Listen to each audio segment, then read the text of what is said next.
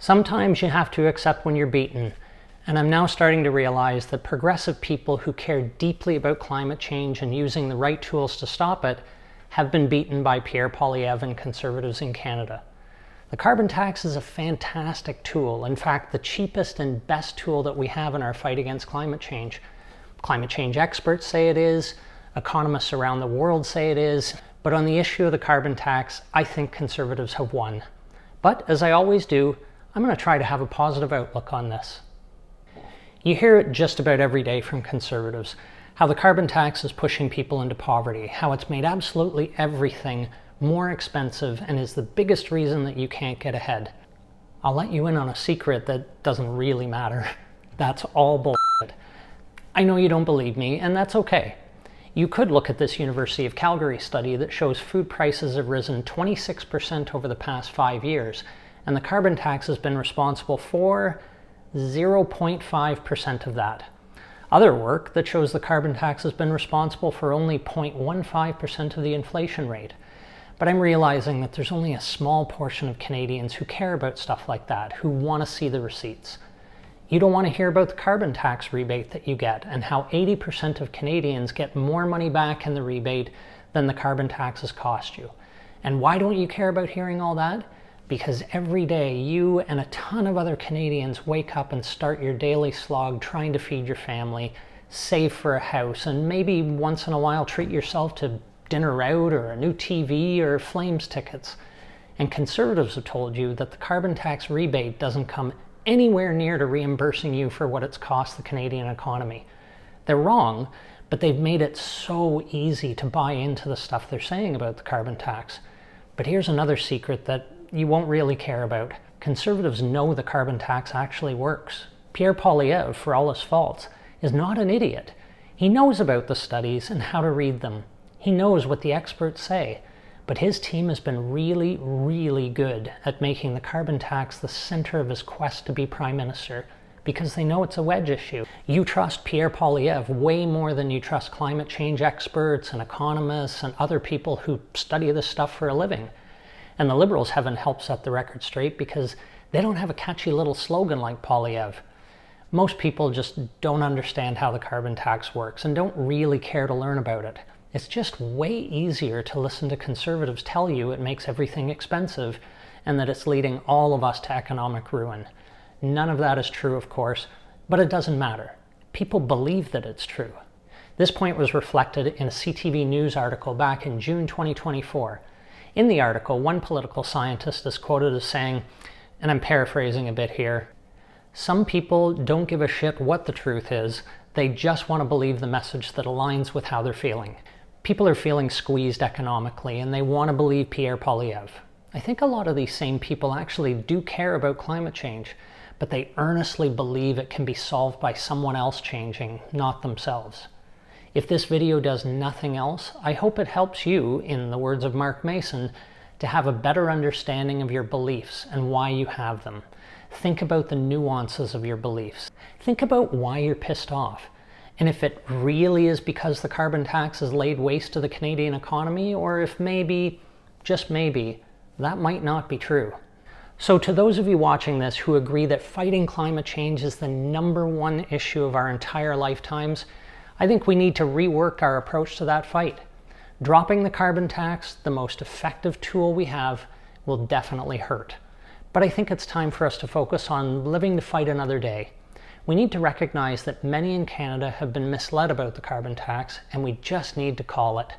On this issue, misinformation has won.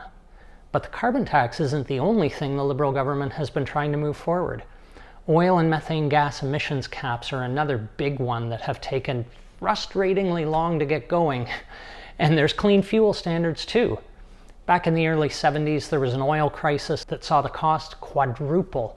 Miraculously, the fuel efficiency of cars improved by 42% over the next 18 years, largely because of that oil shock. And tough fuel standards now will push manufacturers to improve vehicles and consumers to move to smaller vehicles that burn less gas. That's motivating people to change their behavior. Something the carbon tax actually does. A way to show why I think the carbon tax is a losing battle comes from the federal Liberal Party itself, and now the government in BC. In October 2023, Justin Trudeau announced a carbon tax holiday for those living in Atlantic Canada using home heating oil. They thought by dropping the tax for 3 years and increasing the rural supplement to the rebate, that would give residents more incentive to switch to electric heat pumps to move away from the hugely polluting heating oil. I actually don't know how that's working. It might be too early to tell. And in September 2024, British Columbia's Premier David Eby said that he would ditch BC's consumer carbon tax if the federal government drops theirs. The foundation of the carbon tax house is crumbling, but there's hope. While each and every one of us as individuals has a responsibility to do our part to fight climate change, and the carbon tax helped push us there, there remains another carbon tax that may survive a Conservative victory in 2025. That's the industrial carbon tax paid by large emitters. Keeping that in place would definitely help.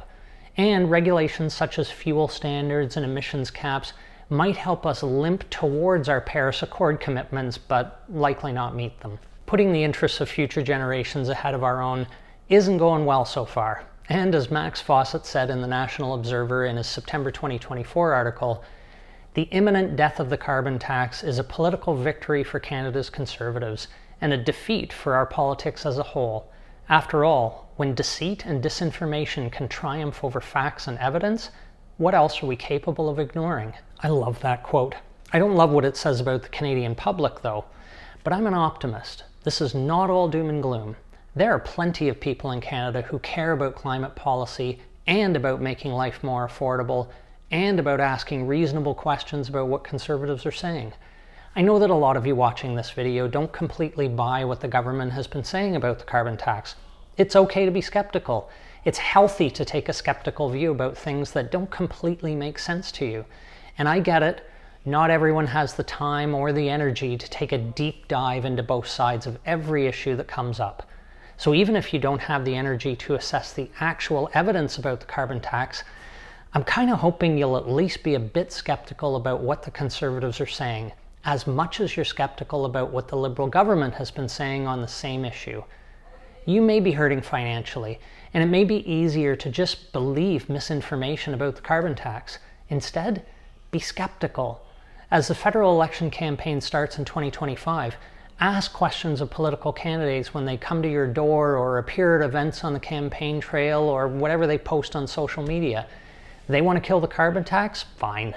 What are they going to do instead? Are they going to kill clean fuel standards? How about oil and gas emissions caps? What new ideas are they working on? Not an airy-fairy, we'll invest in technology, not taxes, or whatever that particular slogan is. What are they actually going to do? If they don't have an answer, should you really trust that they'll do anything at all? As for personal responsibility, there's a great resource from the Canadian Centre for Policy Alternatives called Don't Wait for the State. It's a guide for grassroots climate action at the local level. And with Pierre Poilievre likely to be our next Prime Minister, we're going to need all the grassroots climate change action we can get, because the federal government will likely sit out the climate change fight for a few painful years.